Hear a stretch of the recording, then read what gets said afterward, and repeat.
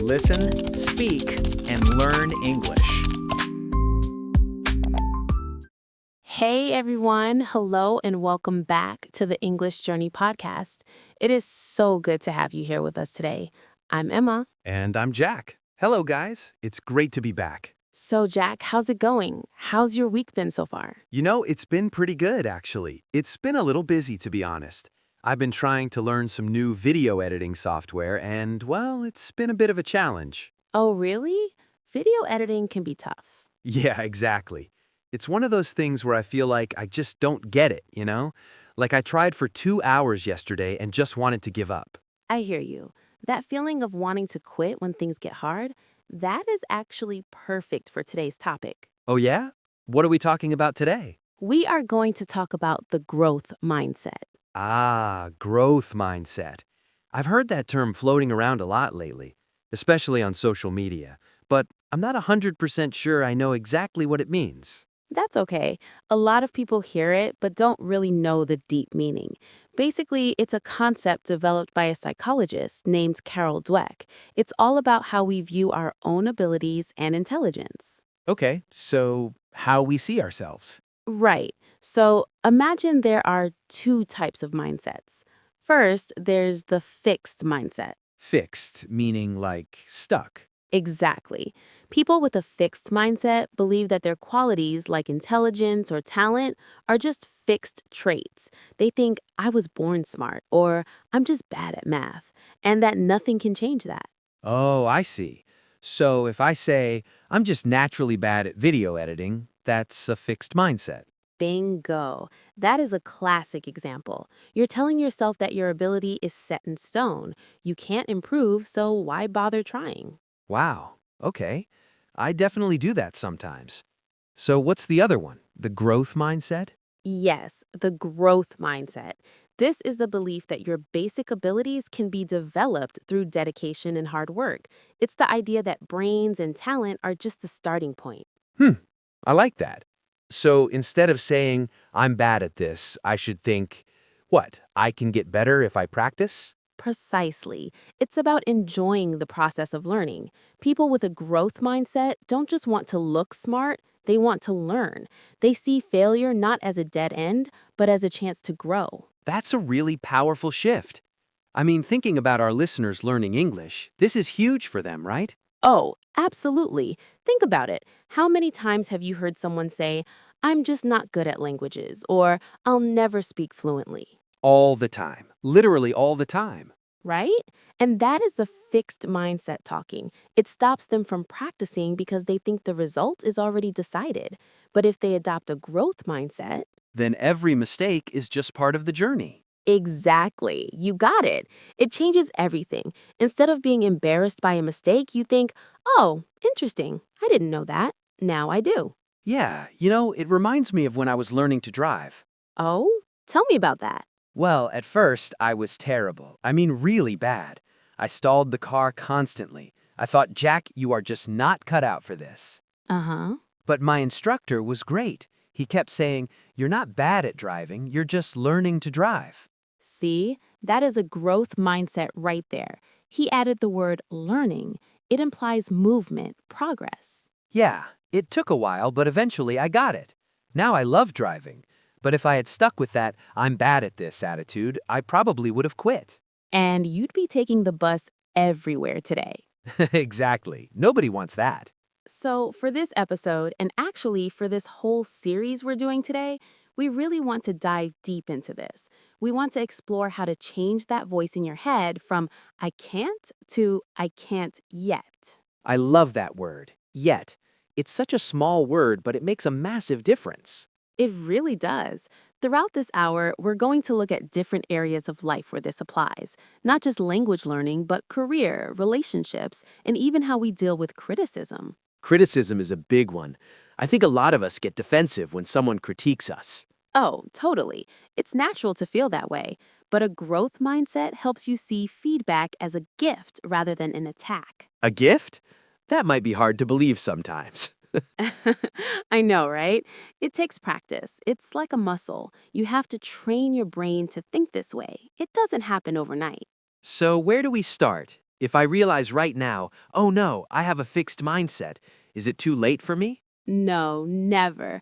That's the beauty of it. You can change your mindset at any age. The first step is just noticing it, catching yourself when you say something negative. Like catching myself saying, I hate this video editing software. Yeah, instead, try saying, "This software is tricky, but I'm going to figure it out step by step." Okay, I can try that. I'm going to figure it out. Does that feel different? It actually does. It feels less heavy, like there's a path forward.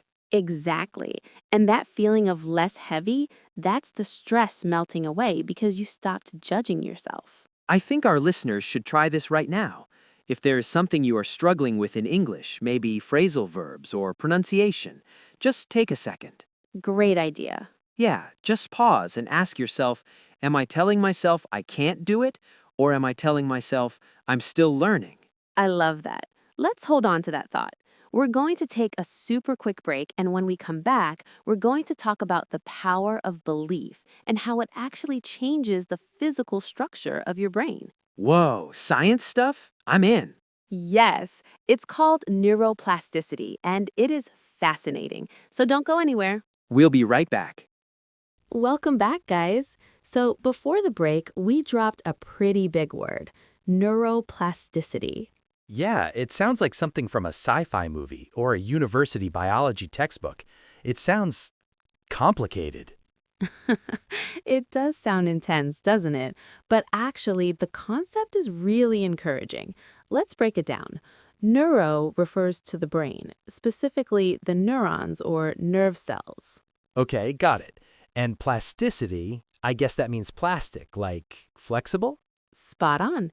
It means the brain is plastic or malleable. For a long time, scientists actually believed that our brains were fixed after we became adults. They thought once you hit age 25, that was it. Your brain structure was permanent. Really? I definitely thought that. I mean, I've heard people say, you can't teach an old dog new tricks. Exactly. That is the old way of thinking. But modern science has proven that saying is completely wrong. Our brains can continue to form new connections and change structure throughout our entire lives. That is honestly such a relief to hear. So basically, my brain isn't a block of concrete, it's more like clay? Yes, clay is a great metaphor. Or think of it like a muscle. When you go to the gym and lift weights, your muscles get stronger, right? Uh-huh. Well, ideally, if I actually went to the gym. Right. Well, if you did go, the brain works the same way. When you learn something new, let's say a new English vocabulary word, your brain creates a connection between neurons. Okay, I'm visualizing it. A little bridge between two cells. Precisely. Now imagine you are walking through a thick forest where there is no path. It's hard to walk, right? You have to push the grass and branches out of the way. It's slow and difficult. Yeah, it's a struggle. That is what it's like when you learn something for the first time. Your brain is struggling to make that connection.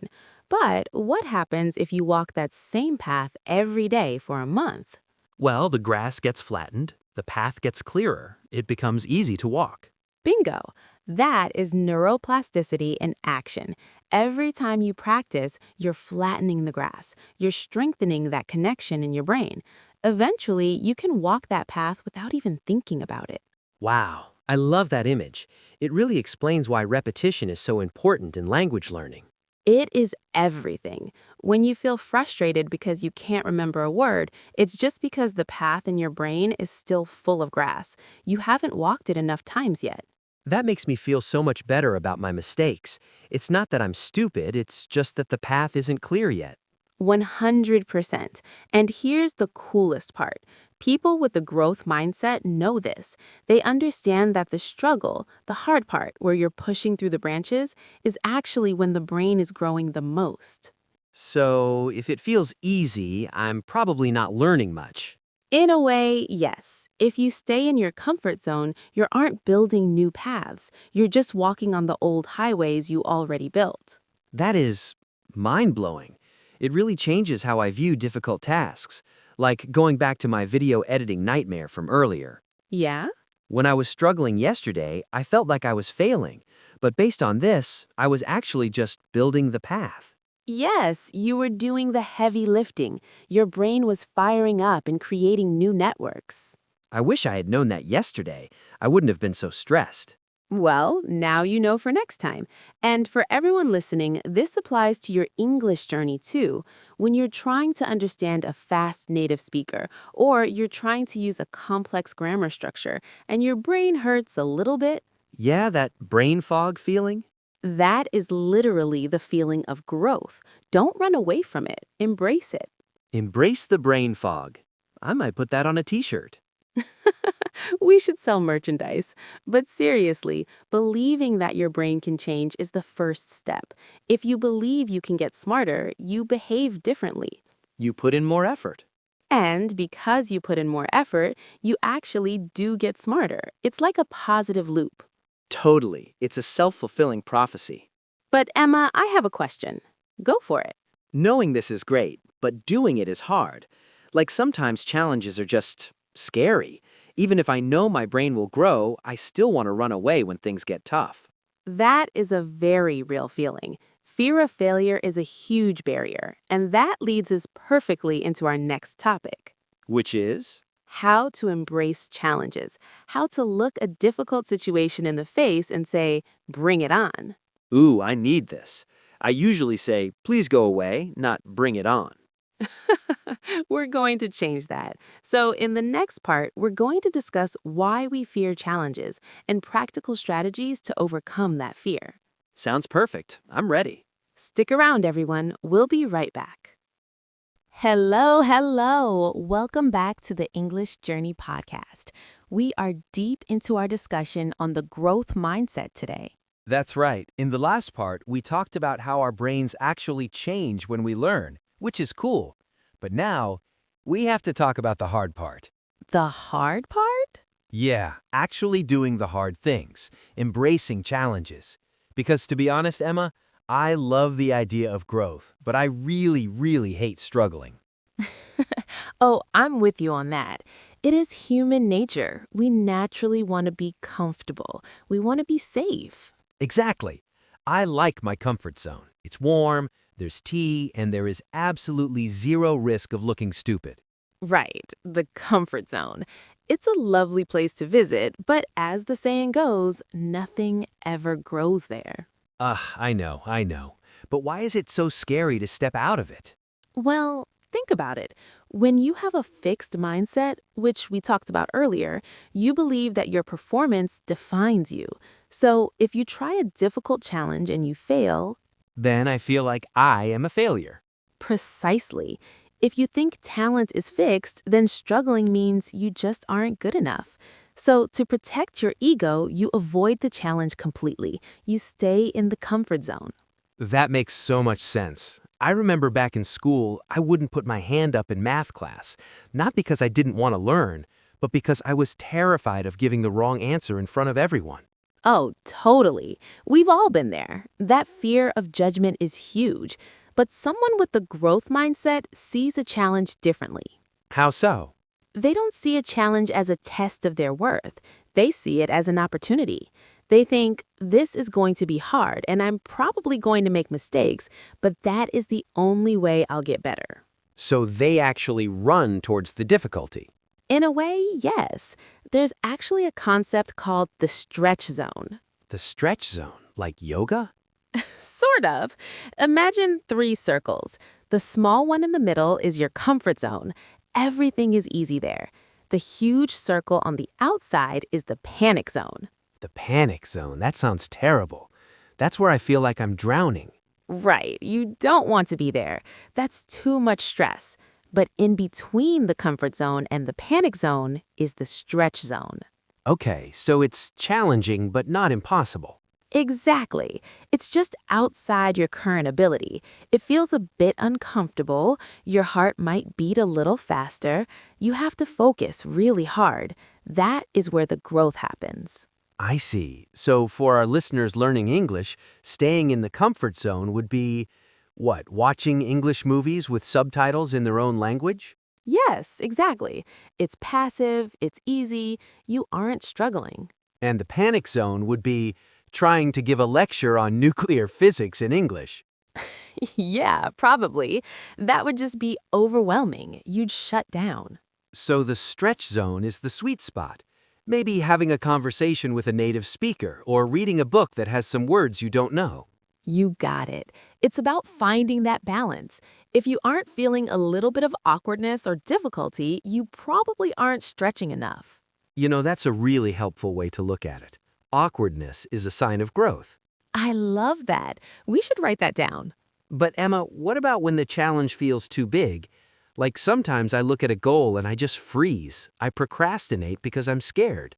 Ah, procrastination, the enemy of progress. Usually, we procrastinate because we're focusing on the massive end goal, and it looks like a mountain. Yeah, it's like I want to be fluent in English. That is a huge mountain. Right. And if you stare at the top of the mountain, you'll get dizzy. The key to embracing the challenge is to stop looking at the summit and just look at your feet. Just look at my feet. You mean focus on the next step. Exactly. Break the challenge down into tiny, tiny pieces. Don't try to learn English today. Just try to learn 5 verbs or listen to one podcast episode. That feels much more manageable. It takes the fear away because the task is so small I can't really fail at it. Spot on. Small wins build confidence. And as your confidence grows, your comfort zone actually expands. Oh, I like that visual. So the more I do difficult things, the bigger my comfort zone gets. Yes, things that used to be in your stretch zone, like recording this podcast, for example, eventually become part of your comfort zone. That is so true. I was so nervous when we started the first episode. Now it feels like chatting with a friend. See, you grew. I guess I did. Okay, so the takeaway here is don't hide from the hard stuff. Find that stretch zone. Absolutely. And speaking of hard stuff, one of the hardest things to deal with is when things don't go to plan, when we actually fail. Ooh, failure. That is a heavy word. It is. But in the next part of our conversation, we're going to rebrand failure. We're going to talk about why failing is actually just data gathering. Data gathering. I like the sound of that. It sounds very scientific and emotionless. It helps take the sting out of it. So stick around, guys. We're going to talk about how to crash and burn and smile about it. See you in a few minutes. And we are back. You're listening to the English Journey podcast. Before the break, we mentioned that we were going to rebrand a very scary word. Yeah, the F word, failure. Honestly, Emma, just saying it makes my stomach drop a little bit. I know, we'd been conditioned since we were kids to think that failure is the opposite of success. In school, if you fail, you get a red mark, you feel embarrassed, and you move on as quickly as possible. Exactly. It feels like a dead end, like a big sign saying, stop, you aren't good at this. But that's the fixed mindset talking again. In a growth mindset, failure isn't the opposite of success, it's a part of success. I like to call it data gathering. Data gathering. Okay? Explain that. Because when I messed up that presentation last week, it didn't feel like I was gathering data. It felt like I wanted to disappear. I totally get that. But look at it this way. A scientist in a lab doesn't cry when an experiment fails. They look at the results and say, oh, okay, adding that chemical didn't work. Now I know what not to do next time. So they learned something valuable. Precisely. Every time you make a mistake in English, maybe you use the wrong tense or forget a word, you are just gathering data on what you need to review. So if I say I have went instead of I have gone, I shouldn't think I'm bad at grammar. I should think, okay, the data shows I need to look at irregular past participles.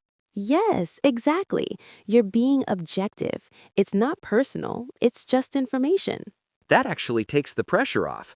It makes it feel like a puzzle instead of a judgment on my intelligence. Right. There's a famous quote by Thomas Edison. He was trying to invent the light bulb and he failed thousands of times. Thousands? Wow, I would have quit after 5. Most people would, but he famously said, I have not failed, I've just found 10,000 ways that won't work. That is the ultimate growth mindset, isn't it? He wasn't failing, he was just narrowing down the possibilities. Correct. And for our listeners, every time you try to speak and someone doesn't understand you, you've just found one way that doesn't work. That is progress. You are closer to finding the way that does work. You know, I had a moment like that recently. I tried to use a new idiom I learned, to jump the gun. Oh, that's a good one. Did you use it correctly? No, not at all. I was at a restaurant and I told the waiter, I don't want to jump the gun, but can I have the bill? I thought it meant I don't want to be a bother. Oh, no. And what did he do? He just looked at me like I was crazy. I felt so silly. My face went bright red. But Jack, look at the data. You learned that jump the gun actually means to do something too early or before the right time. You'll probably never forget the real meaning now, right? True. I definitely won't forget it. The data was very clear. See, that sting of embarrassment actually helps the brain remember. It's like an anchor for the new information. So if we never fail, we never actually get that deep learning. Exactly. If you only ever say things you are 100% sure of, you'll stay at the same level forever. You have to be willing to be wrong to eventually be right. That's a tough pill to swallow, but I see the logic. It's about being brave enough to be bad for a while. Precisely. Perfectionism is the enemy of the growth mindset. Perfectionism says, don't start until you can do it perfectly. Growth says, start now, mess it up, and fix it as you go. I think a lot of our listeners struggle with that perfectionist monster. Oh, for sure. Especially with pronunciation. People are so afraid of having an accent. But having an accent isn't a failure. It just means you know another language. I love that. Exactly. It's not a mistake. It's a sign of your history. So how do we handle the negative feelings that come with failure? Even if I know it's data, it still feels bad in the moment. That's where self-correction and reframing come in. We have to change the internal dialogue. The voice in our head? Yeah, instead of letting the voice say, I'm so stupid, we train it to say, what can I learn from this? What is the lesson here? Right, it shifts your brain from the emotional center to the logical center. Okay, I'm going to try that next time I mess up. Jack, what is the data telling you? I love it. It sounds like you're a scientist in your own life. Speaking of lessons, I think the next thing we should talk about is how we talk to ourselves, not just about failure, but about our potential in general. You mean self-talk? Yeah, because I think I'm my own worst critic. Well, you're in luck. In the next part, we are going to talk about the inner critic versus the inner coach. I definitely need to hire that coach. My critic is working overtime. We'll get them sorted out. Stay tuned, everyone. We'll be right back. Welcome back to the final segment of today's episode. We've covered a lot of ground, haven't we, Jack? We really have. From neuroplasticity and brain bridges to seeing failure as a lab experiment. It's been a lot to think about. It's a journey, right? And the most important person on that journey isn't your teacher or your boss. It's actually the voice inside your own head. Oh man, that voice can be pretty mean sometimes, like a tiny little bully living in my brain. Exactly. We call that the inner critic. It's the one that says, you'll never learn this, or everyone is laughing at your accent.